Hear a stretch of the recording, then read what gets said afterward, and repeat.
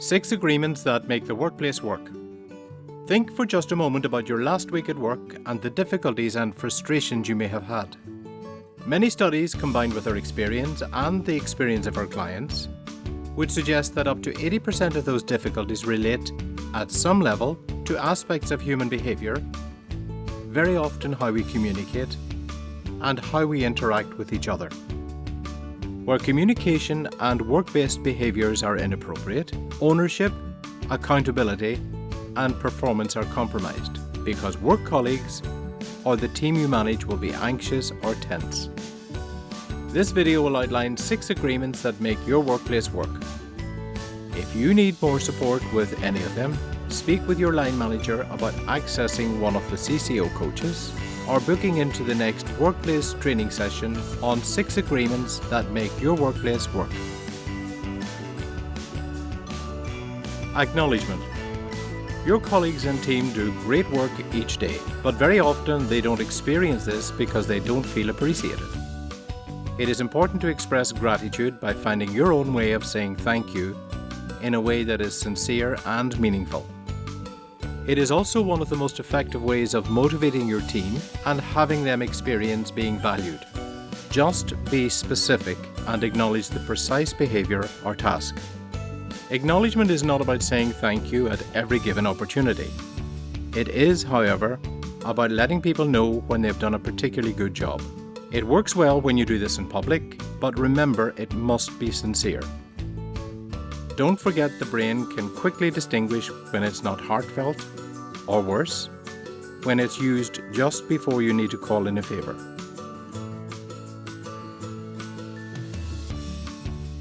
Listening. Often confused with hearing, listening is a skill and not one of our 5 senses. When listening is absent, workplace difficulties never really get closed out. This often leads to disengagement or apathy because people simply don't get understood. It makes good business sense to listen, be that with customers or work colleagues, yet it's something that we don't always do well. There are a few levels of listening, but 2 that we need to draw your attention to right now. Level 1 listening is all about you, not the other person, which explains why it's not so effective when working as part of a team. You will notice it with colleagues who are just waiting to interrupt, or you may have noticed it yourself when trying to work out how to respond when someone is speaking, or when that little voice in your head starts asking questions while others are talking. Level 2 listening is generally more effective for really understanding what the other person is talking about, what their concerns are, or what they're requesting. It's all about not interrupting unnecessarily whilst others speak and listening to understand what they're saying and what's not being said. A characteristic of level 2 listening is that you are willing to see it from their viewpoint, not your own. This means putting your own opinion and thoughts on hold and really trying to understand what is being said. Just because you listen, it doesn't mean that you must agree. However, the prerequisite to disagreeing is that you fully understand their viewpoint and what they're saying. So rather than giving someone a good talking to, who can you give a good listening to today? Speaking straight. Let's start by talking about what speaking straight is not. It's not having a rant, gossiping, or just complaining. It's certainly not about telling people exactly what you think and having a lot of evidence to support this opinion. All of this is speaking your mind, a dangerous and unhelpful habit that can creep into the workplace. When this shows up, it is destructive and seldom resolves anything. Speaking straight is quite different. It is clean, uncluttered, and purposeful communication that involves 3 steps. Step 1. Direct your criticism at the behaviour that doesn't work, never the person. For example, that they often promise to get a job or task completed, but don't. Step 2. State your opinion about why this doesn't work. For example, I'm never left with any certainty about whether you will do what you agreed to do on time. Step 3. Make a clear and direct request. Stop talking and wait for the answer. When you ask a question, pause and wait for the answer. There's a much greater chance that the agreed action will be delivered when you take the time to wait on their response to your question. Speaking straight deals with the issues in a clear, effective manner, but it takes confidence and courage. With practice, you will become masterful.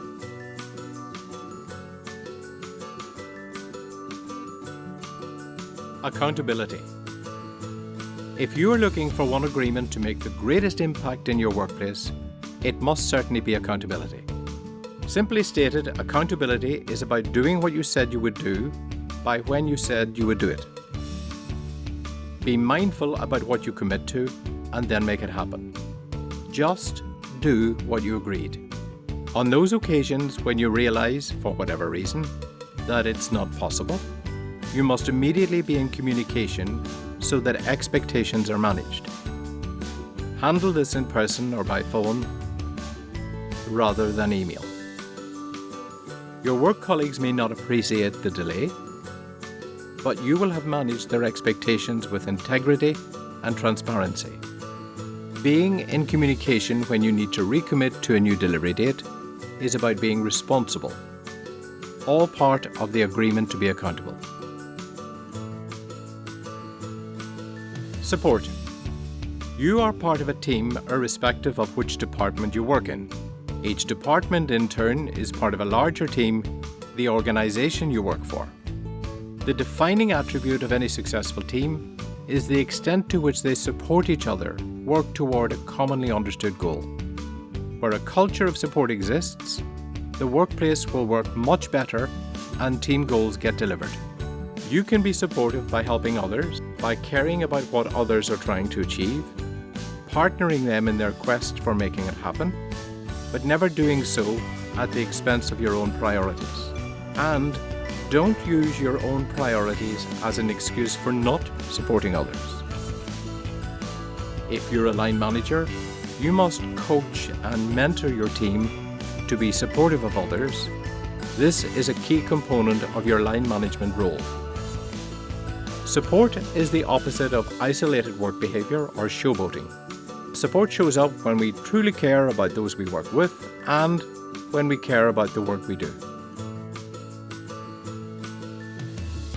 Control emotions. Most of us have worked with that individual who gets angry, who sulks, or whose demeanour is one of criticism or aggression. Or maybe you have experienced colleagues who are anxious at work, cautious about speaking up, or those who are persistently negative. From our understanding of brain science, we know that when we have a heightened sense of emotional arousal, we don't give of our best, regardless of what the emotion is.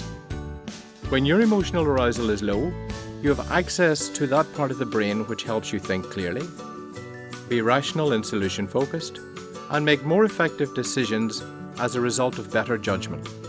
There is no business case for operating with heightened emotional arousal, such as fear, anger, impatience, or frustration.